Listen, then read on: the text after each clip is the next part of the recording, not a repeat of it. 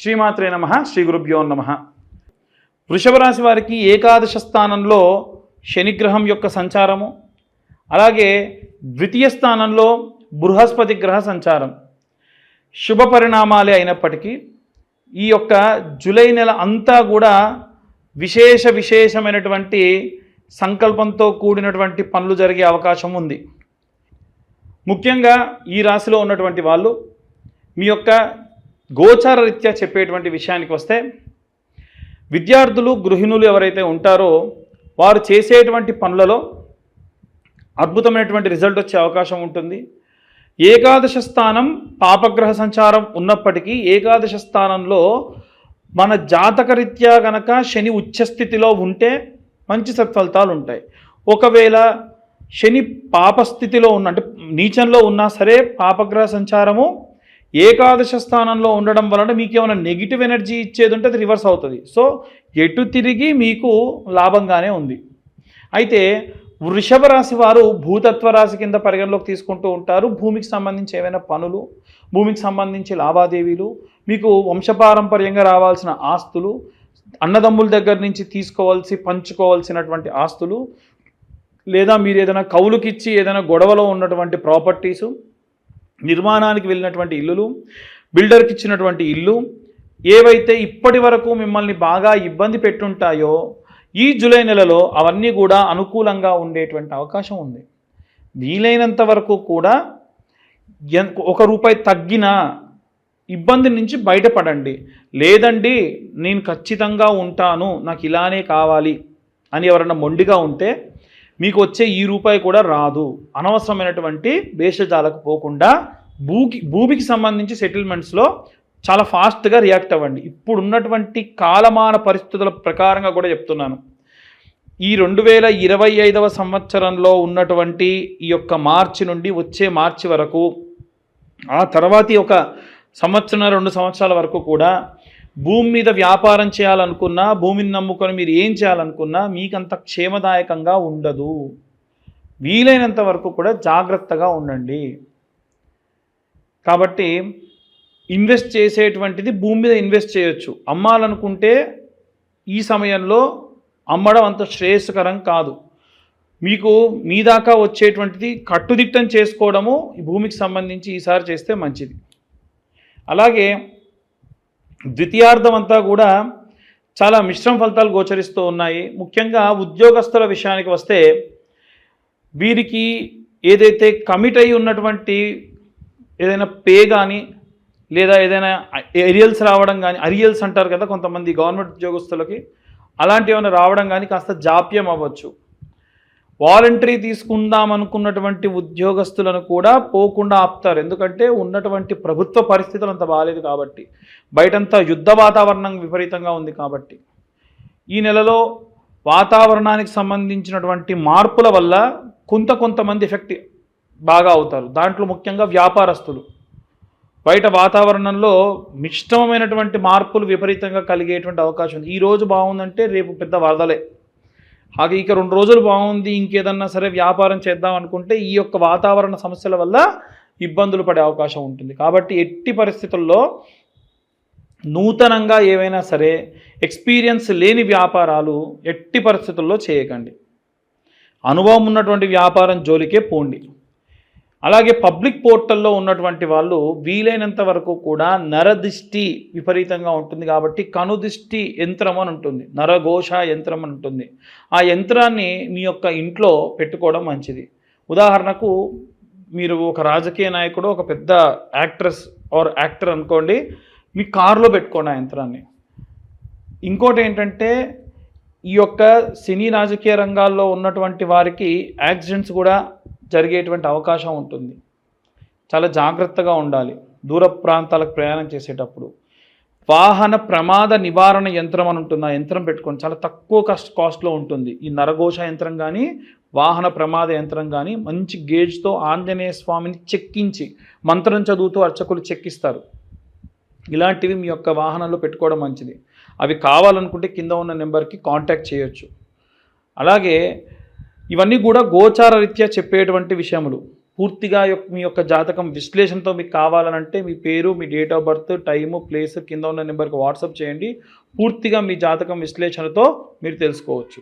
అలాగే చాలామంది పేరు బలం మీద చెప్పండి, మా పేరు చెప్తాము అంటున్నారు. పేరు వల్ల చెప్పేటువంటి వాళ్ళు అనవసరంగా డబ్బులు వెచ్చించుకోకండి. నేను ఇప్పుడు చెప్పే ఈ గోచారం మీకోసమే. అలాగే ఎవరైనా ఒకవేళ మాకు ఖచ్చితంగా ఇబ్బందుల్లో ఉన్నాము కావాలి అనుకుంటే చేతి యొక్క ఫోటో తీసుకొని పంపించండి. దాని వలన కూడా విశేషమైనటువంటి సత్ఫలితాలు పొందవచ్చు. దాని గురించి జాతకం గురించి విశ్లేషణగా చెప్తాము. ఇక అన్ని వర్గాల వాళ్ళు కూడా ఎలాంటి రెమెడీస్ తీసుకోవాలి, ఎలాంటి మంత్రపఠనం చేయాలనే విషయాన్ని ఇప్పుడు మనం తెలుసుకుందాం. ఈ యొక్క జూలై నెల చాలా ప్రాముఖ్యతతో కూడినటువంటి నెల. మనకున్నటువంటి ఇంగ్లీష్ క్యాలెండర్ లెక్కల ప్రకారంగా చూసుకున్నట్టయితే ఈ జూలై అనేటువంటిది 7వ నెల సంఖ్యగా వస్తుంది. అంటే సగభాగం వరకు కూడా సంవత్సరంలో పూర్తవుతుంది. ఒక విషయం ముఖ్యంగా చెప్పాలి అనంటే ఈ సంవత్సరానికి శాపం తగిలిందా అనేట్టుగా ఉంటుంది. ఎందుకంటే మన ఈ 2025వ క్యాలెండర్లో ఉన్నటువంటి డేట్స్, వీకెండ్స్ ఎలా ఉంటాయో 1941వ సంవత్సరానికి సంబంధించినటువంటి క్యాలెండర్ ఇయర్ అంతా కూడా యాజ్ ఇట్ ఈజ్ అలాగే ఉంటుంది. ఈ సంవత్సరంలో మనకు ఉన్నటువంటివి ఏవైతే జరిగినటువంటి డిజాస్టర్స్ ఉన్నాయో దీనికి రెట్టింపుగా 1941లో జరిగింది. అందున ముఖ్యంగా పర్ల్ హార్బర్ లాంటి బ్లాస్టింగ్స్ జరగడం కానీ, అలాగే ఉన్నటువంటి మన యొక్క వరల్డ్ వార్ 2 జరగడం కానీ, ఇలాంటివన్నీ కూడా చైనాలో 1500 మంది ఒకేసారి మాస్గా చనిపోవడం కానీ ఇలాంటివన్నీ కూడా జరిగాయి. మనం ఈ సంవత్సరం చూసుకుంటే కాలిఫోర్నియాలో జరిగినటువంటి ఆ యొక్క అడవి అంతా కూడా తగలబడి ఎన్నో జీవులు చనిపోవడము, అక్కడి నుంచి మొదలై ముఖ్యంగా మన భారతదేశంలో పెహల్గాం దాడి కానివ్వండి, రైల్వే యాక్సిడెంట్ కానివ్వండి, మొన్న రీసెంట్గా జరిగినటువంటి ఎయిర్ ఇండియా క్రాష్ కానివ్వండి, చాలా వరకు మాస్ సంఖ్యలో జనాలు చనిపోతూ ఉన్నారు. ఇదంతా కూడా గ్రహస్థితికి సంబంధించినటువంటి విషయం. కేవలం మనకు 6 నెలలు మాత్రమే పూర్తయింది, ఇంకా 6 నెలలు జరగబోతూ ఉంది. మన తెలుగు లెక్కల ప్రకారంగా అయితే ఇంకా మనకు 8 నుంచి 9 నెలల పాటు మన యొక్క తెలుగు క్యాలెండర్ అనేటువంటిది ఉంది. కాబట్టి జనాలందరూ కూడా చాలా జాగ్రత్తగా ఉండాలి. ముఖ్యంగా ఈ సంవత్సరంలో చూసుకున్నట్టయితే మనకు గతంలో గడిచినటువంటి రోజుల్లో షష్టగ్రహ కూటమి కానీ, పంచగ్రహ కూటమి కానీ, అలాగే శని తిరోగమనం కానీ ఇవన్నీ కూడా మనం దాటుకుని వచ్చాం. అలా దాటుతూ ఇప్పుడు ప్రత్యేకంగా ఏంటంటే పలానా రాశి వారిని టార్గెట్ చేయడం అనేటువంటిది జరుగుతూ ఉంది.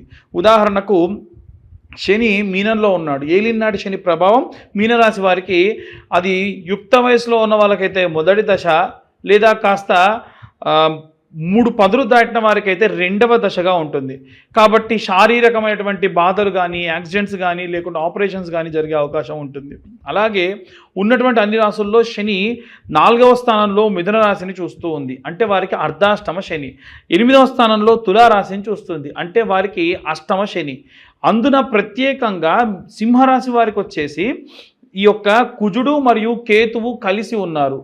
ఒక్కసారి మీరు ఎవరైనా సరే జూలై నెలలో ఉన్నటువంటి రోజు ప్రారంభం ఎలా అవుతుంది అనేది ఓపెన్ చేస్తే రాహువు కేతువుకి ఇటుపక్క అంతా ఎవరు ఉండరు, మిగిలిన అన్ని గ్రహాలు అటుపక్క ఉంటాయి.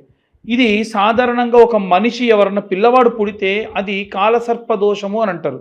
అంటే కాలసర్పదోషం అంటే ఏది అంత సులువుగా జరగదు, ఏది అంత ప్రశాంతంగా జరగదు, అన్ని ఇబ్బందులతో ఉంటారు, మనదాకా వచ్చి పనులన్నీ కూడా వెళ్ళిపోవడం జరుగుతుంది, ఇలాంటివన్నీ కూడా జరుగుతూ ఉంటాయి. కాబట్టి జూలై నెలలో అందరూ కూడా చాలా జాగ్రత్తగా ఉండండి. ముఖ్యంగా ఇంట్లో ఉన్న గృహిణులు దయచేసి మీకున్నటువంటి ఆచారాలు పద్ధతులు పాటించండి. ఎట్టి పరిస్థితుల్లో ప్రతి శుక్రవారము, ఆదివారము అమ్మవారికి సంబంధించి కుంకుమార్చన చేయండి. ఎన్నో మార్లు నేను ఇంతకు ముందు కూడా ఈ విషయం చెప్పాను. చిన్న పసుపు ముద్దను తయారు చేసుకొని శుక్రవారం నాడు కుబేర కుంకుమతోని కుంకుమార్చన చేయండి. పచ్చకర్పూరము కుంకుమ కలిపిన కుంకుమతో కుంకుమార్చన చేయండి. వారమంతా కూడా ఆ కుంకుమని ఇంట్లో ఉన్న వాళ్ళకు పెట్టి పంపించండి. తులసి కోటలో పూజ చేసినప్పుడు ఆ తులసమ్మ దగ్గర ఉన్న మట్టి కొంచెం తీసి బాగా వస్త్రకాగితం అంటారు మెత్తగా చేసి అది కుంకుమలో కలుపుకోండి, పచ్చకర్పూరం కలుపుకోండి, దానివల్ల పురుగు పట్టదు. అలా ఎందుకు అనంటే అపమృత్యు భయాన్ని తీసేస్తుంది తులసి యొక్క మట్టి. అలాగే విద్యార్థుల విషయానికి వస్తే ఈ సంవత్సరం విద్యా వ్యవస్థలో విపరీతమైనటువంటి మార్పు వచ్చే అవకాశం ఉంది.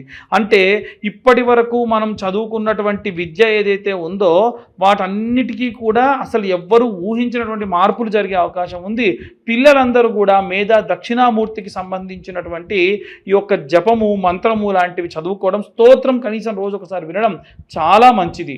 అలాగే ఎవరైతే ఉద్యోగస్తులు ఉంటారో అనవసరమైనటువంటి పోకడలకు పోయి ఉద్యోగాన్ని మారాలనేటువంటి దాని జోలికి పోకుండా వీలైనంత వరకు కూడా బృహస్పతి గ్రహానికి సంబంధించిన జపం చేసుకోండి. ఆ మంత్రం ఏమిటంటే గురు అరిష్టేతు సంప్రాప్తే గురు పూజాంచకారయే గురుధ్యానం ప్రవక్ష్యామి పుత్ర పీడోపశాంతయే. అలాగే ఈ యొక్క వ్యాపారస్తులందరూ కూడా వీలైనంత వరకు కనక పుష్యరాగము అనేటువంటి స్టోన్ని లాకెట్గా కానీ లేకుంటే కనక పుష్యరాగాన్ని ఉంగరంగా మాత్రమైనా సరే ధరించడం చాలా చాలా శ్రేయస్కరం. అలాగే ఎవరైతే వ్యాపారస్తులు ఉంటారో వీరు మాత్రం వ్యాపారం అభివృద్ధి చెందాలి అని అంటే నిత్యము నైమిత్తిక కర్మలు చాలా చేయాలి. ఒక గ్లాస్లో ఒక నిమ్మకాయ ప్రతిరోజు కూడా మార్చడం లాంటివి కానీ, మీ యొక్క వ్యాపార స్థలంలో ఉన్నటువంటి అమ్మవారి ఫోటోకి పసుపు కొమ్ములతోని అల్లి ఒక దండలా వేసుకోవడం కానీ, ఇలా నిమ్మకాయ ఎండుమిరపకాయలతోని అమర్చి దిష్టిగా కట్టుకోవడం కానీ, ప్రతి వారం వారం మార్చుకోవడం కానీ, పటికను పెట్టుకోవడం కానీ, వ్యాపార స్థలం అంతా శుచిగా ఉంచుకోవడం కానీ, ప్రతిరోజు కూడా వ్యాపార స్థలం విడిచి వెళ్ళేటప్పుడు ఒక పేపర్, ఇంత పొడుగు పేపర్ అడుగున కొంచెం కాల్చి కుడివైపు 3 సార్లు ఎడంవైపు ఒకసారి తిప్పి అక్కడ పడేసి వెళ్ళడం లాంటివి చేయడం వల్ల వ్యాపారానికి ఉన్నటువంటి నరదృష్టి, నరదోష, నరఘోషం అంతా కూడా పోతుంది. అలాగే ఈ యొక్క అన్ని వర్గాల వారు, ముఖ్యంగా సినీ రాజకీయ రంగాల వారు పబ్లిక్ డొమైన్లో ఉంటారు కాబట్టి వీలైనంత వరకు కూడా నరదృష్టి లేకుండా ఉండాలి అంటే కరుంగలి మాలలు లాంటివి ధరించడం మంచిది. కరుంగలి మాల మనం పనికి వెళ్ళేటప్పుడు వేసుకొని వెళ్ళడము, తర్వాతకు తిరిగి రాగానే స్నానం చేసి పూజ చేసుకునేంత వరకు దాన్ని ధరించడం, తర్వాతకి తీసి పక్కకు పెట్టడం, నిద్రించేటప్పుడు కానీ భోజనం చేసేటప్పుడు కానీ దాన్ని ధరించకుండా ఉండడం, ఇలాంటివి చేస్తే మంచిది.